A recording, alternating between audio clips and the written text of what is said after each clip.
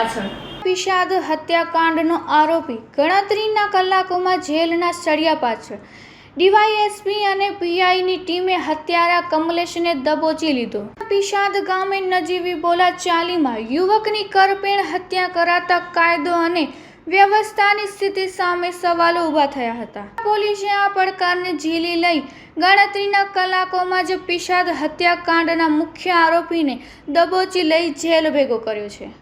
ઘટનાની વિગત મુજબ વિષાદ ગામે પંચાયત ફળિયામાં રહેતા 75 વર્ષીય વૃદ્ધ છગનભાઈ મકવાણાના 43 વર્ષીય પુત્ર સૂર્યવર્ધનની નિર્મમ હત્યા કરવામાં આવી હતી।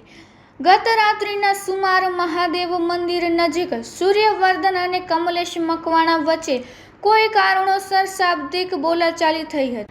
ઉશ્કેરાયેલા કમલેશે આવેશમાં આવી પથ્થરદિલ બની સૂર્યવર્ધનના માથાના ભાગે ઈંટના ઉપરા છાપરી ઘા ઝીંકી દેતા સૂર્યવર્ધન ઘટના સ્થળે જ લોહી લુહાણ હાલતમાં ઢળી પડ્યો હતો અને તેનું મોત નીપજ્યું હતું।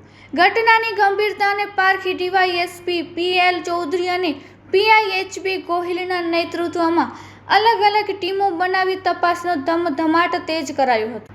પોલીસે આધુનિક સર્વેલન્સ અને હ્યુમન ઇન્ટેલિજન્સની મદદથી હત્યારા કમલેશ મકવાણાને પકડી પાડવા ચક્રો ગતિમાન કર્યા હતા।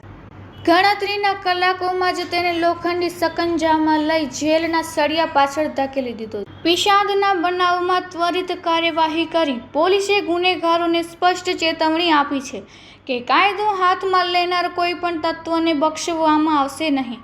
હાલ પોલીસે આરોપી વિરુદ્ધ હત્યાનો ગુનો નોંધી આગળની કાયદેસરની કાર્યવાહી હાથ ધરી છે। ખૂનનો ગુનો આજરોજ દાખલ થયેલ છે, જેમાં આ ગુનાના જે ફરિયાદી છે છગનભાઈ અંબાલાલ મકવાણા નામનો પુત્ર સૂર્યવર્ધન ઉર્ફે સુરેશ કે જે મરણ જનાર છે, તેઓ વિષાદ ગામે રાઠોડ ફળિયામાં ઊભા હતા।